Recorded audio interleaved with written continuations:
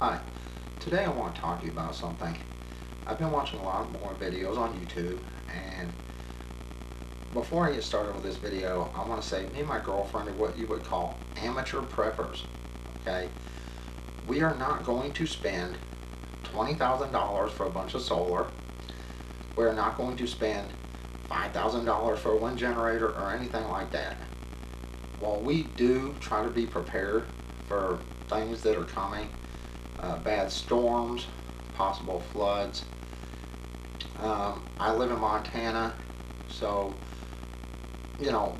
we don't have things like hurricanes, tornadoes, at least not generally, but we still try to be prepared. Now, we used to live in Texas. We got hit with both Hurricane Katrina and Hurricane Ike. Well, just before Katrina hit, we had went shopping a few days earlier. We had an entire deep freeze full of food, and then we got hit. Our power was out for 3 days shy of a month. So basically 27 days. Everything in our deep freeze went bad. We did have a generator. We did get it from Harbor Freight. When I first got the generator, I started it, put oil in it, I started it, put gas in it, let it run, let it break in for a few hours, shut it off, drain the gas, change the oil.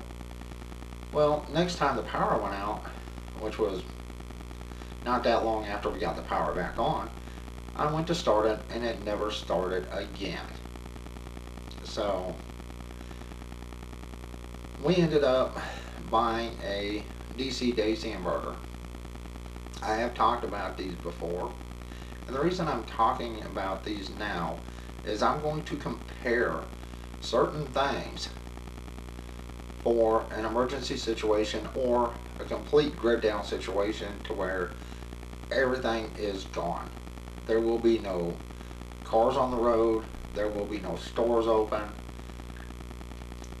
And the reason I'm making this video is I watched this Canadian prep guy, and he's hawking this little power station box along with a few others on YouTube. Now I get it, they get paid to do this. They're sponsored by these people, these companies.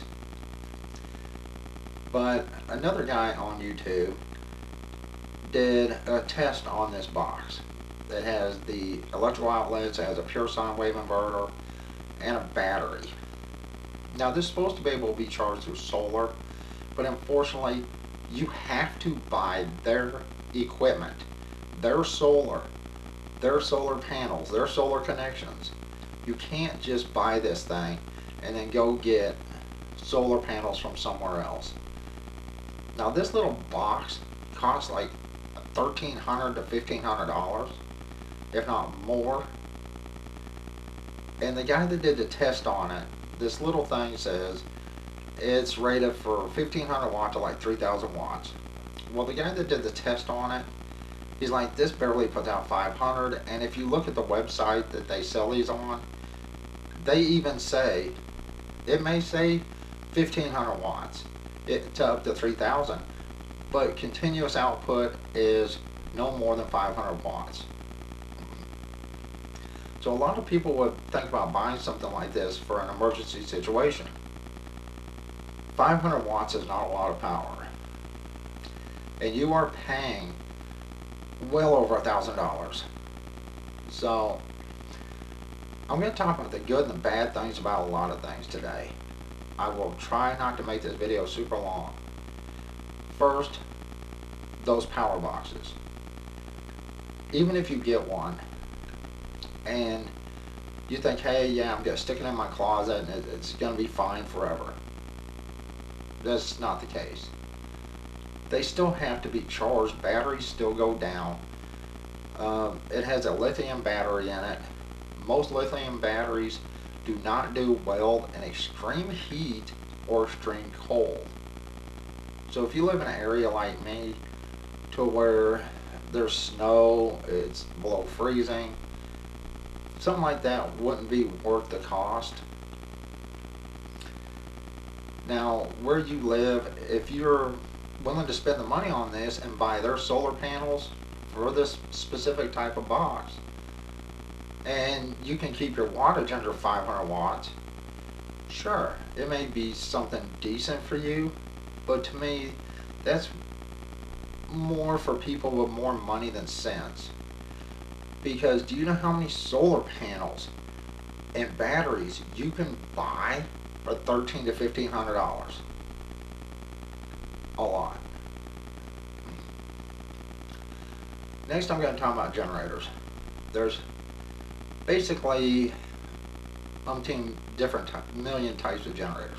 You have your gasoline, you have your propane, and you have your diesel. And then I'm sure there's some that run on natural gas. Let's talk about those for a minute.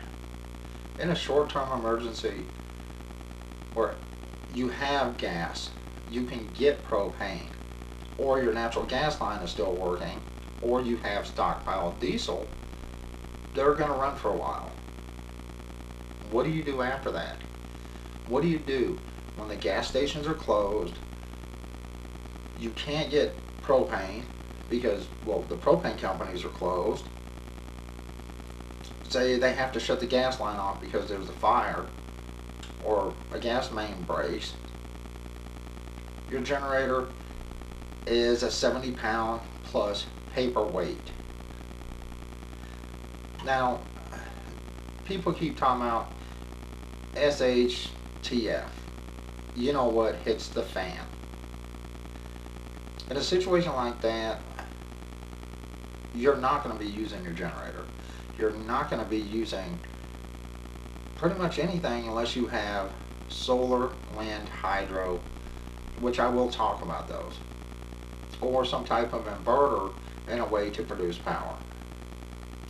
So in a long-term emergency, is any generator worth the cost? Not unless you have fuel stockpile. Most people will not. Now, in a situation where everything's down, the stores have already been looted, because trust me, people will be looting the stores, trying to get food, water, whatever. I'm fixing to talk about the inverter generators compared to regular generators. Even if you have fuel, you still have to have oil. That's one thing a lot of people forget about. Now, while regular generators are extremely good about running the oil down to a certain percentage before it shuts off, compare that to an inverter generator. You see these online, they take very little gas, most of them produce very little power. They have sometimes little USB charging ports on them, or they're supposed to be able to charge a battery. Check the specs on that, on the inverter generator. A lot of regular generators will charge 12 volt, but it uses a lot of fuel, and they're loud. Most people buy inverter generators because they're quiet, but the thing about most inverter generators is they're extremely touchy when it comes to the oil level.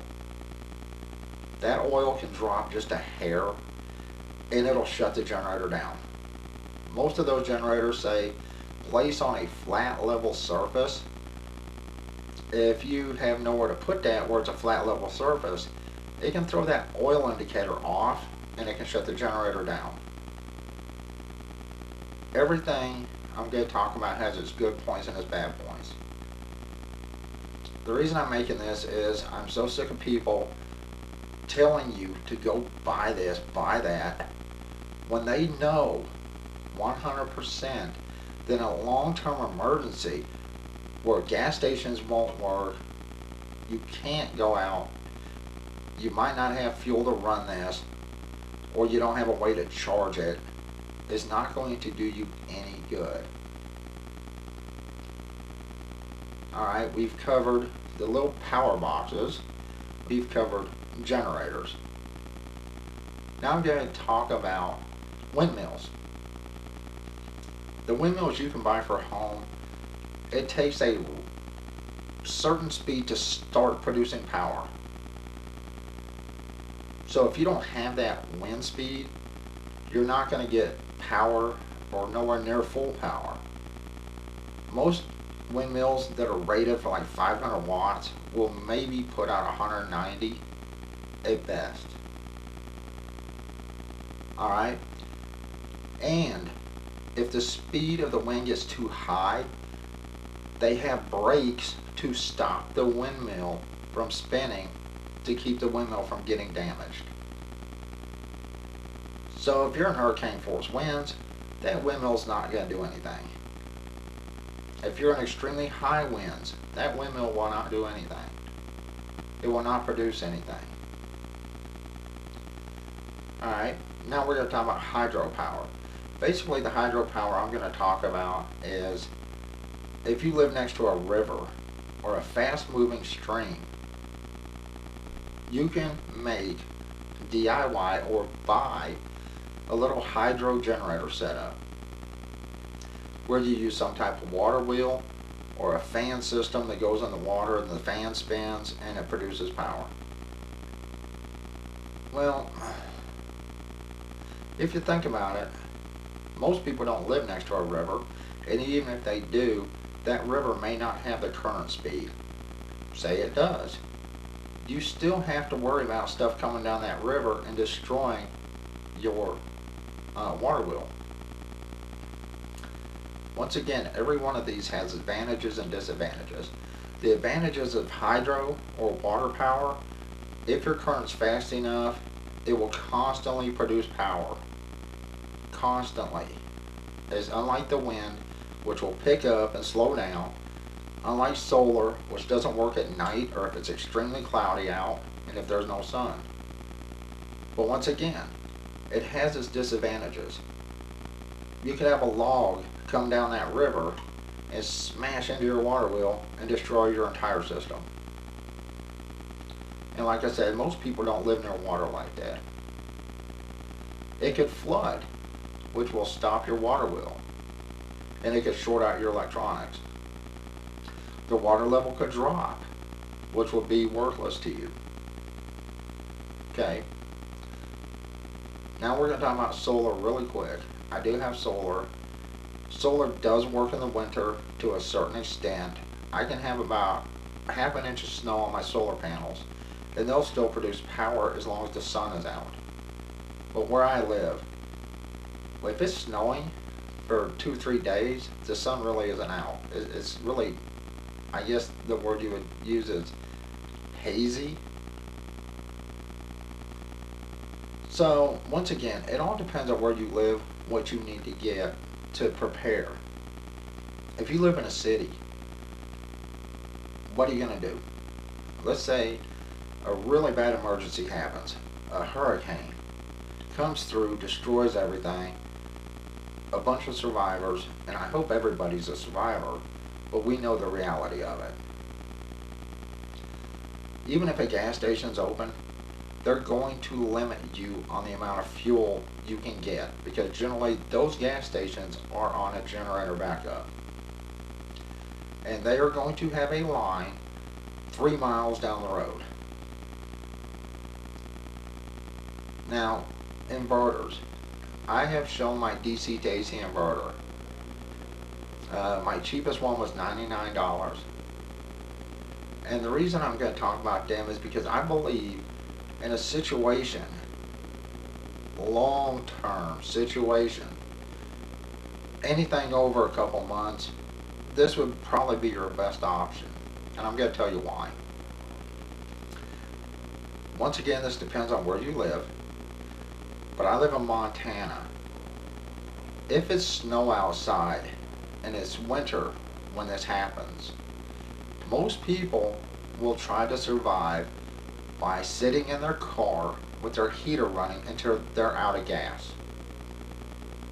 Okay, why can't you use that same power that you're using to keep warm, the same fuel, to power your refrigerator so your food doesn't go bad?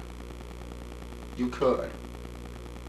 You wire the inverter up to the battery, you run an extension cord, and you plug in your fridge or your deep freeze.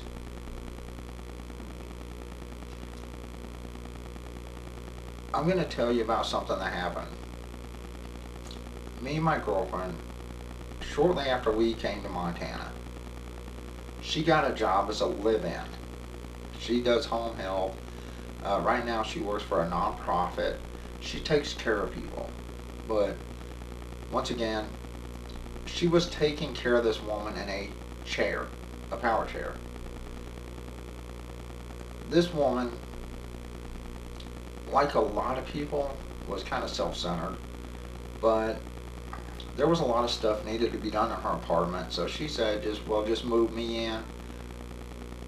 I worked on a lot of stuff in that apartment.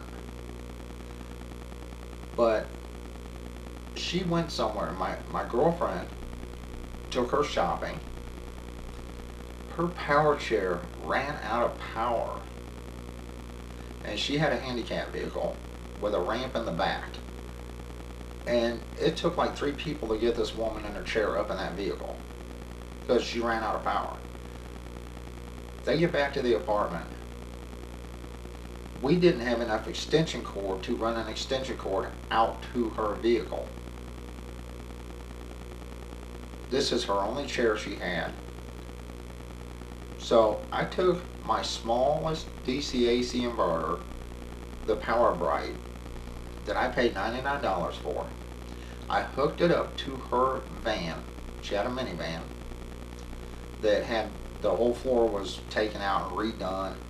The gas tank was moved because it became a handicap vehicle. But I hooked up my power inverter. We let her, then I went inside, I got her charging system that plugs into the wall to charge her scooter, and I plugged it into the inverter. Plugged it into her chair, and it charged. She sat out there for about 20 minutes, and it got probably about a quarter of the way up, enough to get her in the house. If you have someone that relies on medical equipment, you have various choices. A generator, pure sine wave inverter, modified sine wave inverter, solar. If I wouldn't have had my inverter, she would have been stuck in that vehicle. Now, once again, we're going to talk about super long term here. I'm going to talk about 3 months, 6 months, a year, if not longer, even a month, to where your power's out. Now, let me get back to Texas, the story I was telling you about before I got sidetracked. Once we got hit with Hurricane Katrina, I decided I was going to buy a small DC-AC inverter. I had a Ford F-150 extended cab. So I'm like, I'll go ahead and get an inverter. Because I really couldn't rely on a generator. Once again, the generator we bought from Harbor Freight would not start, period. I tried everything. I even tried starter fluid. It just wouldn't start. So it became a brand new generator that we used once, and I just used it to run it and break it in. Wouldn't start again. It went to the dump because they only warranty their stuff for a certain amount of time. Well, after that, I bought an inverter. And when Hurricane Ike hit us, our power was out for 6 weeks. Literally 6 weeks. We were the only residents on a line, the power line. We were the only residents. They came off a main highway. Now they would fix everything else, but they would just skip our line. 6 weeks we were without power. Well, I hooked up my inverter to my truck, of course, because I couldn't get out anyway. I mean, there were trees down everywhere. We had a chainsaw that my mother loaned my brother-in-law, and he bent the blade. Nobody told me, so my chainsaw wouldn't work. We had an electric chainsaw for little petty stuff around the house. But we're talking about trees were down, blocking us in. So even if I could get to town, which was 11.5 miles away, I couldn't get out. Well, we ran the inverter on my truck until my truck pretty much ran out of gas. And I'm like, we have to figure something out. We can't lose the rest of our food. There's no telling how long it's going to be. The one thing I did have was a riding lawnmower and some gas for my riding mower. So I hooked up my inverter to the battery of the riding mower, and we ran that for like 3 days, powering the fridge in the house, and a light, a fan, and a little portable DVD player so we'd have something to do. All off the battery off my riding mower while my mower was running. Now, some riding mowers you cannot do this with, but a lot of them you can. As long as they have motors running, it'll keep that battery up enough for you to use an inverter. Now, that inverter I had was a 1,000-watt inverter. It ran my fridge, it ran a fan, basically like the fan that's in some of my videos, the oscillating fan I have. It ran one light and a little portable DVD player, which was only like a 7 to 9 inch screen. So we had a way to keep our food cold, we had a way to make ice, we had a light and entertainment. So in a long-term situation, generators are not going to work. Anything that has to be charged is not going to work, especially in certain situations. Solar, yeah, it's decent, but most people don't realize if you are a beginning prepper, you are not going to spend $500 to $700 for a single battery. You're going to go to Walmart and you're going to buy their cheap $100 dual cycle marine batteries. If you do that, don't forget to get one thing. You have to have distilled water. The more you discharge those batteries and recharge them, the more water it's going to go through. Do not forget that. You have to have distilled water for those type of batteries. Now, in the long term, my advice is, especially if you live in a city and if you have a vehicle, or even if you don't have a vehicle, my advice is get a DC AC inverter if you get anything, especially if you live in an apartment, a studio, or somewhere in a city. As long as somebody has a vehicle that you can hook it up to and run, you can get power. Now, what are you going to do after there is no more fuel, after everything's shut down? Your generator is a giant paperweight. You spend all that money on that. Your inverter generator is not going to work either because, well, even if you have fuel, you have to be able to get oil because those are really touchy. Solar. Sure, you can buy 300 watts of solar for under $400, but then you still have to have the batteries and an inverter, a DC-AC inverter. Solar is a good idea for an emergency. Not everybody can afford it. In the long run, solar would be your best option, depends on where you live. Now, if you have a DC to AC power inverter, let's say the grid goes completely down and it's going to be out for a month. Say a hurricane hits. I'm not going to talk about it as, whatever hits the fan, because that is pretty much half the human race is doomed. I'm just going to talk about an emergency. Hurricane, tornado, something that closes down ports, something that closes down gas stations, the power goes down, and it could take them weeks to get it up and running. Think about California right now with the wildfires and all the people without power because the power company was too cheap to fix their equipment and keep it updated. Think about that. The reason I'm saying, to me, a power inverter makes more sense, a DC to AC inverter, is because you can hook it up to a vehicle, you can hook it up to a riding mower, you can hook it up to a tractor, a lawn tractor. I'm not sure how well this would work if you hooked it up to a motorcycle or a scooter with the stator instead of an alternator. It possibly would work. But let's throw all those out. Every one of them. Gas is unavailable.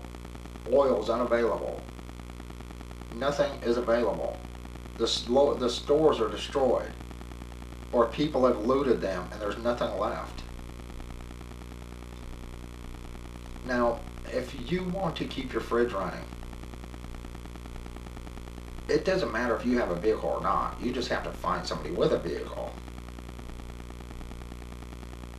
The battery, the alternator belt. Those three things you need. You need a bicycle, preferably a mountain bike. Not a 10-speed, but preferably a mountain bike. And you can make you a bike charger where you ride the bike, you hook up the alternator, and it charges a battery. There are numerous videos on this, how to do this online, on YouTube and other places. Let's say you don't have the stuff to do that. Let's say you get your hands on an alternator. You get your hands on the belt, because you just swipe the belt with it and you swipe the battery. Whatever. Or say your next door neighbor goes, I'm completely out of gas. We have nothing. Nothing's going to be open for another 8 months, 3 months, whatever. I don't care if you have to tie that bike to the ceiling with hooks and a rope. As long as you get that bike up off the floor, the real wheel, you can do this. I don't care if you have to rig something using bed frames or, 2x4s. Screwed it down to the top of your counter. Whatever you have to do, you do. You take that bike, you pull that wheel off, you get that bike rear end up. Doesn't matter how you do it. As long as you can pedal it, that's what you need. You get it up off the ground. You take that belt, you take that wheel off, you put the belt on the wheel, you put the wheel back on, and you're going, now what? I don't have any 2x4s. I don't have anything to build something with. It doesn't matter. I don't care if you're in an apartment. I don't care if you're, in a house. You put that belt on. You leave the bolt through the alternator housing. I don't care if you have to use a clothes hanger. I don't care if you have to use pieces of wood. You can bolt that up on a wall. You can screw it to the floor. And you pull that bike tight. So if your alternator is bolted to the wall with a bolt, you leave your bolt in, you bolt or screw the bolt to the wall. It doesn't matter what you have to use to do that. And then you pull that bike forward to where that belt is tight. Or you make your bike stationary, tie it to the ceiling to where the bike will stay up off the ground on the back. And then you pull that alternator back, leave the bolt through it, and you put screws into the floor, however you have to do this. Then you pedal that bike. That will give you power enough to run your refrigerator, because remember, your refrigerator kicks off and on. It does not run constantly. All you need it to do is cool that down enough to where, it'll stay good for a few hours. if you don't open a refrigerator, it'll stay good for like 12 hours without having to cool it down again.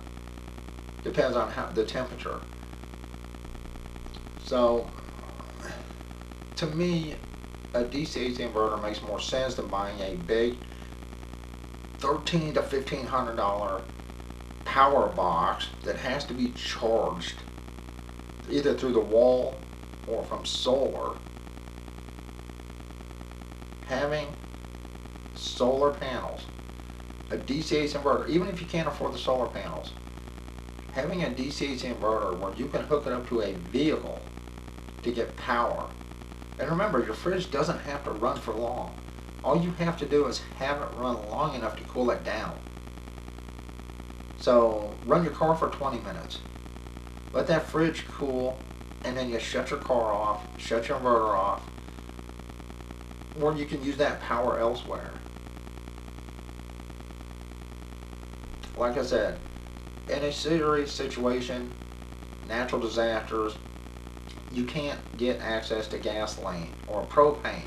So either you have to stockpile this, which is a lot of money, or you have to try to think smart. We're amateur preppers.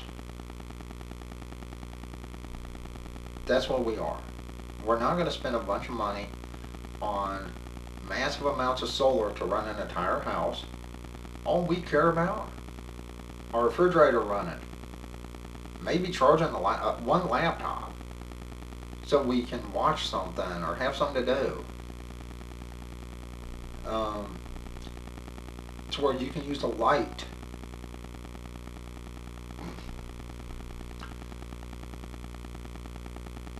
You have to decide, excuse me, let me get a drink of coffee here.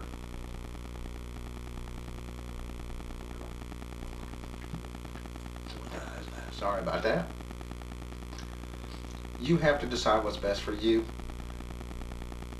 But if you're in the city, what's best for you is something small, something lightweight, something quiet. You don't want people knowing you have a generator going because, well, you may not have that generator for long. You only need enough power to keep your food cold. And that's it. You know, I'm a DIY person. I like to do things myself, and most people can hook up a set of solar panels and a couple batteries. It's real easy.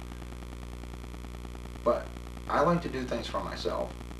I've shown my bike generator that I built for my girlfriend that actually she has never used once. It's basically the same principle with an alternator.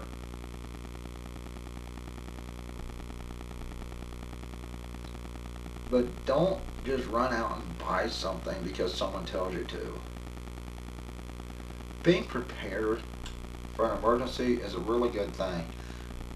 The main things you need, unless you have serious medical problems and have medical equipment, the things you need is water first, shelter, and food. The first thing necessarily 100% is water. Depends on where you live. You may not need the shelter. I mean, if you live in a tropical climate, you know, you can throw a tarp over you to keep the sun off you and you're fine. If you live in a cold environment where you can freeze to death and have frostbite in a matter of minutes, you need to think about shelter. Anyway, I apologize for the length of this video. I did just make me a DIY camera holder, so that's why I'm not, you know, moving around, because I really got tired of my videos looking that way. If you would like to see the camera holder, then, you know, I'm more than welcome to show it to you. Like I said, I'm a DIY person. I don't like to spend money when I can just make something. And,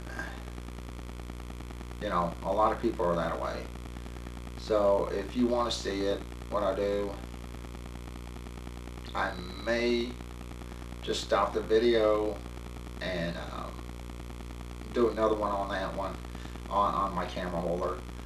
Uh, but like I said, I'm not telling you to buy anything. I'm telling you to be smart about what you do buy. Don't run out and buy the newest inverter generator because it's ultra quiet. It doesn't use a lot of fuel. Think about any generator. When you look at the specs of a generator, it can say run 6 hours on a half a load. Okay? That means it can only run half of the rated capacity of that generator for 6 hours on that fuel. So, you know, I understand a lot of people look at generators and go, hey, this will run for 12 hours.